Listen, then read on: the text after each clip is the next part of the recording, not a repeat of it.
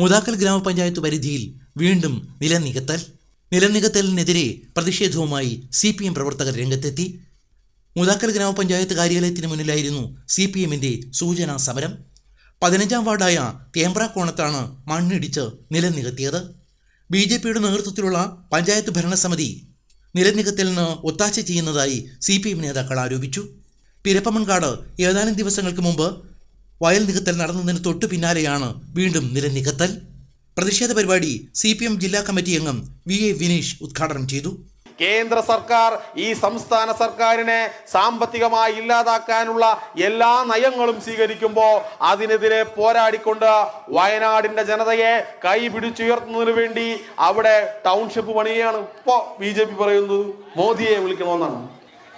നിങ്ങൾ കണക്ക് പരിശോധിക്കണം.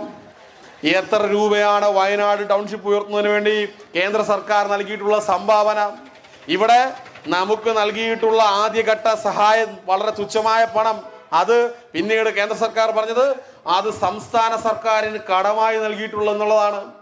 അപ്പോൾ ഇത്തരത്തിൽ ഈ സർക്കാരിനെ ഇല്ലാതാക്കുന്നതിന് വേണ്ടി, സാമ്പത്തികമായി പിരിമുറുക്കുന്നതിന് വേണ്ടി നിലനിൽക്കുന്ന ഒരു ഗവൺമെന്റാണ്. 2000 രൂപ ക്ഷേമ പെൻഷൻ വർദ്ധിപ്പിച്ചിട്ടുണ്ട്. ക്ഷേമ പെൻഷൻ കൊടുക്കുന്ന വീട്ടമ്മമാരുടെ അപേക്ഷകൾ ഉൾപ്പെടെ നിങ്ങൾ മേടിച്ച ആ പാവപ്പെട്ടവർക്ക് വേണ്ടിയുള്ള പണി നിങ്ങൾ എടുക്കണം. അല്ലാതെ ഇതിന്റെ പേരിൽ ഈ നാട്ടിലെ വയൽ നികത്തിക്കൊണ്ട് ഇവിടെ അധികാരത്തിലെത്തുന്നതിന് വേണ്ടി നിങ്ങളെ സഹായിച്ച മുതലാളിമാരെ തിരിച്ചു സഹായിക്കുന്നതിന് വേണ്ടി ഈ നാടിന്റെ വയലൊക്കെ മണ്ണിട്ട് നികത്താമെന്നുണ്ടെങ്കിൽ അത് നിങ്ങളുടെ വ്യാമോഹം മാത്രമാണ്. B Rajeev, MP Dinesh, RP Nanduraj, വാർഡംഗങ്ങൾ തുടങ്ങിയവർ നേതൃത്വം നൽകി.